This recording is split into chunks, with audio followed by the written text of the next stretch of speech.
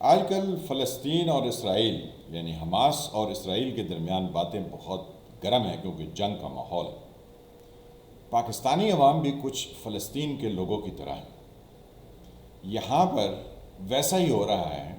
جیسا کچھ فلسطینیوں کے ساتھ ہوتا ہے، بس فرق صرف اتنا ہے کہ وہاں پر دھماکہ ہوتا ہے، دھواں اڑتا ہے،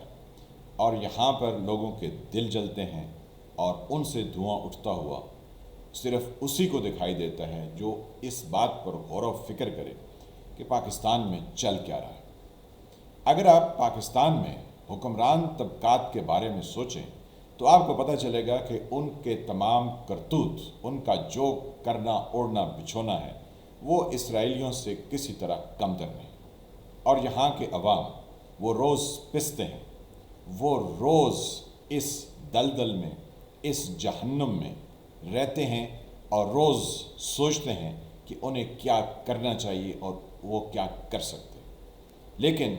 کیونکہ ان کے پاس وہ سوچنے کا یا کچھ عمل کر گزرنے کا اختیار نہیں یا ہمت نہیں یا حوصلہ نہیں، اس لیے وہ روز یہ ظلم سہتے ہیں۔ جب ملک میں نان یعنی تندور سے روٹی کوئی 50 روپے کی ملتی ہو اور ایک وقت کا کھانا جو ایک انسان کہیں کھانا چاہے وہ 150 سے 200 روپے میں صرف وہ جو ریڑھی پر دستیاب ہے، اور ساتھ میں اس نے نان لیا تو اس کا 200-250 روپے کا کم سے کم اس کا خرچہ ہو جاتا۔ تو زندگی گزارنے کے لیے کیا آیا کسی ایک شخص نے خود ہی تو نہیں کرنا ہوتا، اس کے ساتھ جڑے ہوئے اس کے بہت سارے لوگ ہوتے۔ پھر جب بجلی کے بل ہزاروں میں نہیں بلکہ لاکھوں میں آنے شروع ہو جائیں اور عام آدمی کا بل 50-60 ہزار روپیہ کراس کر جائے، جس کے یونٹ 200 یا 250 یونٹ جو استعمال کرتا ہو، تو آپ اندازہ لگا سکتے ہیں کہ ان کے ساتھ فلسطینیوں جیسا سلوک کون کر رہا ہے۔ یہاں کے طاقتور طبقات نے یہ سمجھ لیا ہے، یہ ڈرائنگ روم میں بیٹھ کر یہ سمجھتے ہیں کہ شاید پاکستان کے حالات بہت اچھے ہیں اور یہاں سب کچھ ٹھیک چل رہا ہے۔ حالانکہ ایسا کچھ نہیں، کیونکہ 25 کروڑ کی آبادی ہے۔ اگر اس میں کوئی 20, 25, 30 لاکھ 40 لاکھ لوگ خوشحال زندگی گزار رہے ہیں تو ان کو دیکھ کر آپ بقایا تمام لوگوں کے بارے میں کسی طرح کی کوئی رائے قائم نہیں کر سکتے۔ گزارش صرف اتنی ہے کہ یہاں پر اسی طرح کا ماحول ہے جو غزہ میں ہے، جو دنیا کے اور محکوم علاقوں میں ہے، کیونکہ یہاں کے محکوم وہ 1947 سے لے کر آج 2023 تک محکوم ہیں، اور جو طبقات ان پر حکمرانی کر رہے تھے وہ آج بھی اسی طرح اس حکمرانی کے ساتھ ان کے اوپر برجمان۔ لوگ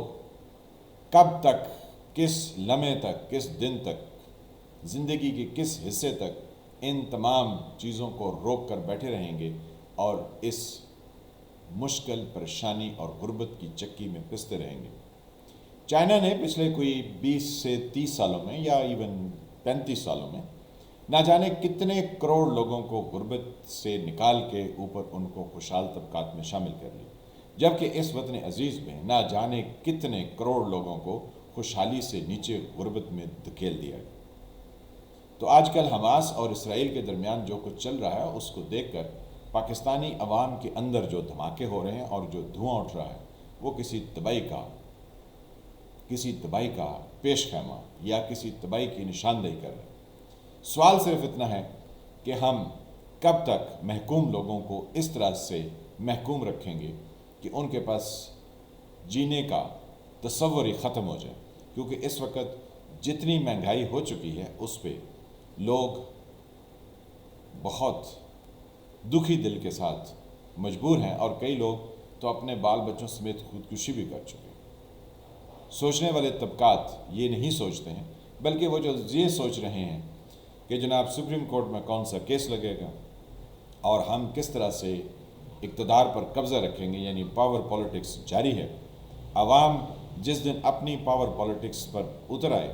اس دن سے سب ڈریں، کیونکہ پھر جیسے حماس چوکیوں کے اندر گھس گیا تھا، یہ ننگ دھڑنگ لوگ کہیں گھس جائیں گے۔ اس پر کوئی غور و فکر نہیں کر رہا۔ تو ذرا آپ تو سوچئے کہ ہم کس طرف بڑھ رہے ہیں۔ میں ہوں فیل ملک، آپ دیکھ رہے تھے پی ایم ٹی وی۔